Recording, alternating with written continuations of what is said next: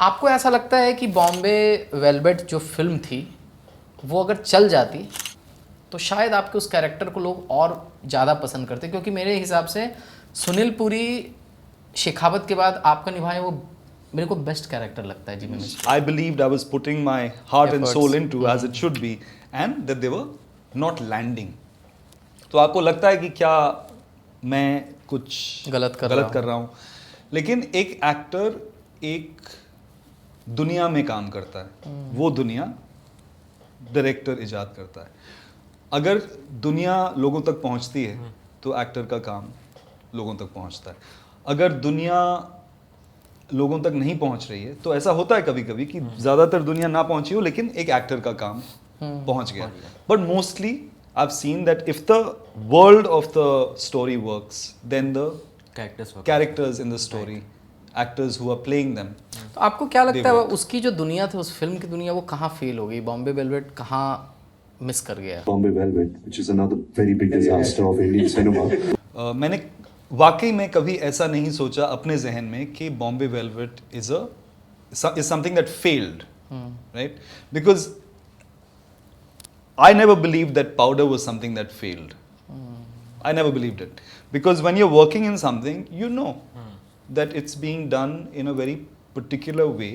और ये एक दुनिया इजाद हो रही है यहाँ पर, और उसमें कोई खामी नहीं है। इनफैक्ट जैसा आप बता रहे हो ना कि पाउडर को 10 साल बाद लोगों ने देखा, Correct. अभी के जनरेशन को बॉम्बे वेलवेट से भी प्यार हो गया है। करेक्ट। अब उसको बहुत लोग बोलते हैं यार उस समय हाइट ऑफ इट्स टाइम थी, Correct. फिल्म को हम लोग समझ नहीं पाए। Correct. अब वो कैरेक्टर की बात हो रही है, हम लोग अभी जिमी मिस्त्री की बात कर रहे हैं। मे बी 4 साल 5 साल के बाद शायद ये फिल्म एक कल्ट बन जाए। करेक्ट। Never know. तो 2016-17 में जिमी मिस्त्री के बारे में मुझसे किसी ने बात नहीं की, लेकिन हम 2024 में उसके बारे में बात कर रहे हैं, उस कैरेक्टर के बारे में। Right, that's the thing.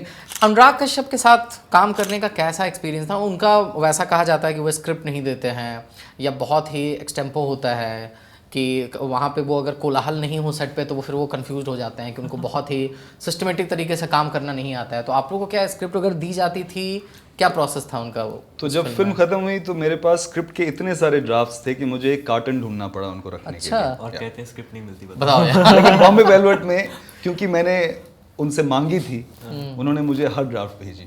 Change करते करते सारी तो ड्राफ्ट। कश्यप सर बहुत जगह ये भी बोलते हैं, मजाक में ही बोलते हैं, कि शायद बॉम्बे वेलवेट इसीलिए भी नहीं चल पाई ना क्योंकि उसमें मैंने ड्राफ्ट्स लिख दिए थे। क्योंकि मेरी बाकी फिल्मों में मैं लिखता नहीं उतना, प्रॉपर ड्राफ्ट नहीं रहते हैं, तो शायद इसीलिए चल गई थी फिल्में। ये तो वो जाने, और ये इसके बारे में मैं कुछ नहीं कह सकता। अगेन आप रणबीर कपूर के साथ उसमें काम किए। करेक्ट। राइट। तो आप, मेरे को लगता है कि 7-8 साल के बाद रणबीर कपूर के साथ काम किए, फिर रॉकेट सिंह के बाद ये 7 सालों में उनके कैरियर में भी बहुत चीज़ें बदली, उनकी एक्टिंग स्किल्स में और इजाफा हुआ। क्या चेंज आपने महसूस किया सर बॉम्बे वेलवेट के सेट पे सर?